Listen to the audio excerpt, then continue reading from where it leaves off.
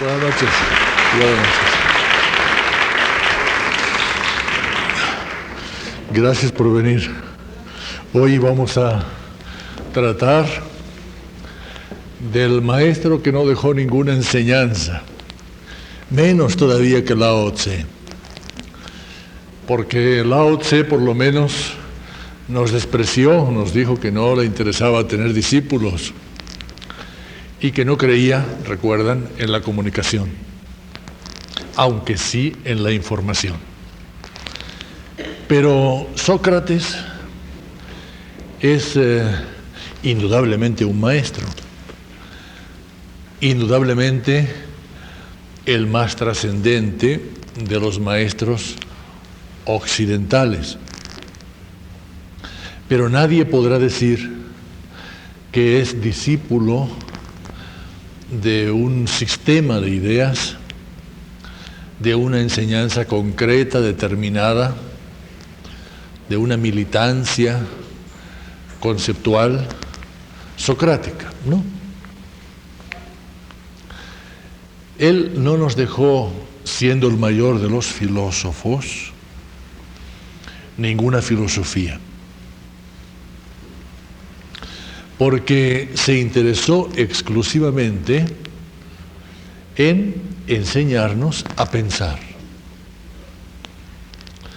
Y por lo tanto, pues creyó que no tenía sentido prestarnos su pensamiento, sino más bien adiestrarnos a tener cada uno el nuestro. Quizá en esa actitud podría alguien ser llamado socrático.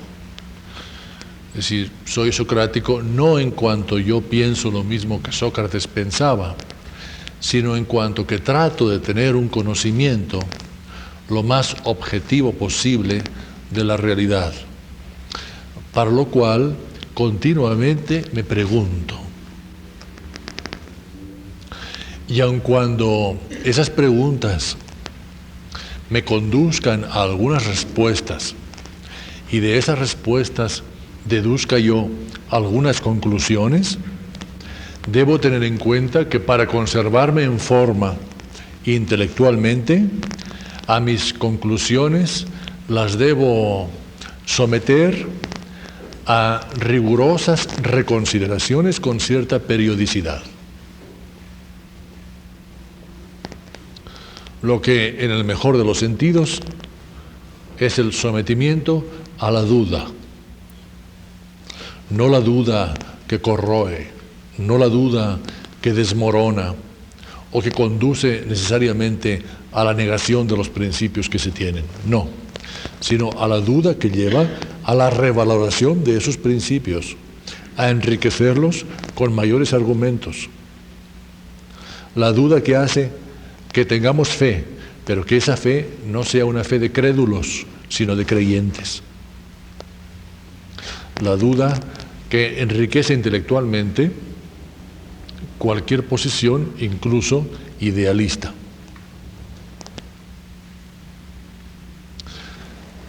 Más o menos sería el 469, el año 469, antes de nuestra era,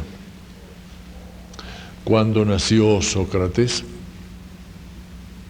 en el barrio de la Raposa de Alópex, en Atenas,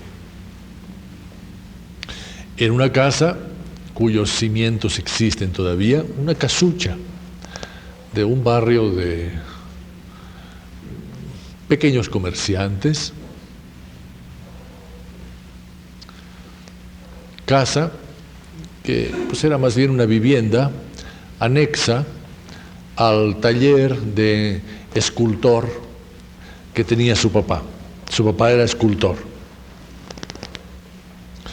Pero no era un escultor así como para decir, hombre, qué gran escultor. No, era el escultor de la esquina, el escultor, el diosero que hacía imágenes de divinidades y las vendía pues para la satisfacción de la piedad popular, plásticamente no muy exigente. Entre escultor y picapedrero, pues. imaginero, se decía, imaginero, ¿verdad? Diosero. Sofronisco se llamaba su papá, Sofronisco, el escultor. Y su mamá, Fenarete, era comadrona, era partera, empírica, desde luego, y ejercía pues entre las amistades, entre los vecinos, en el ambiente familiar. Era muy querida, casi nunca cobraba por sus servicios. Era una mujer muy apreciada en el barrio de Alópex. Y Sócrates fue el hijo único de Sofronisco el escultor y de Fenarete la partera. Sin embargo, Sócrates, y ello tuvo mucha importancia en la Grecia que ya empezaba a ser la Grecia clásica,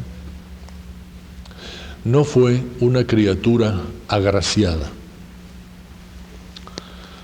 Sócrates nació y fue feo, incluso contrahecho, mal formado. Lo cual, pues si en toda familia constituye pues, una situación incómoda, más todavía tratándose de hijo único, más todavía tratándose de una generación de gentes tan bellas, tan gloriosas, el triunfo de los dorios, y más todavía hijo de un escultor.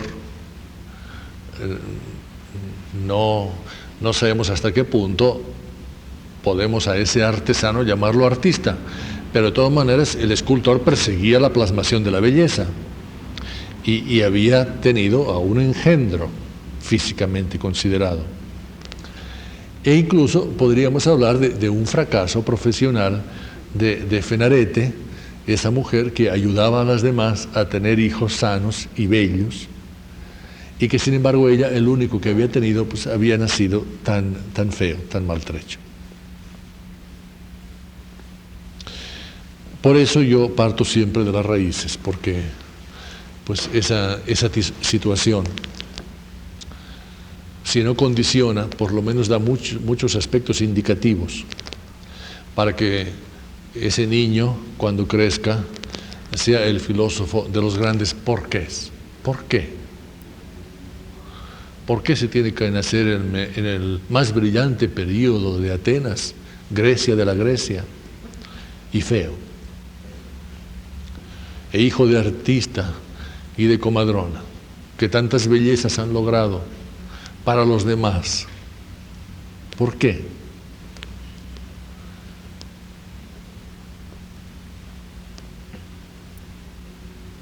Esa fue la primera palabra que pronunció en su vida. Y la última, antes de morir. ¿Por qué?